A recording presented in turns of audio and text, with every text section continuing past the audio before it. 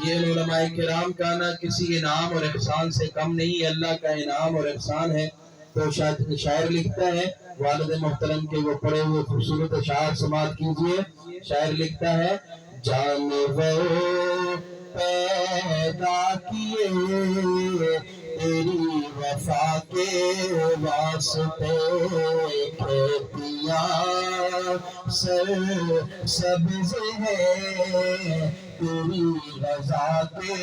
واسطے، کھیتیاں سر سبز ہے تیری رضا کے واسطے، چاند سورج اور ستارے ہیں ضیا کے واسطے، چاند سورج اور ستارے ہیں ضیا کے واسطے، سب جہاں تیرے لیے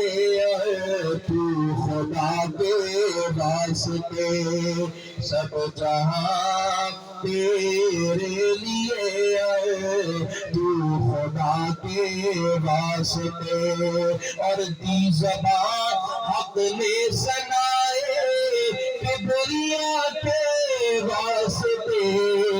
دی زبان حق نے سنائے کبریا کے واسطے، دل دیا حب محمد مصطفیٰ کے واسطے، دل دیا حب محمد مصطفیٰ کے واسطے، اور میرے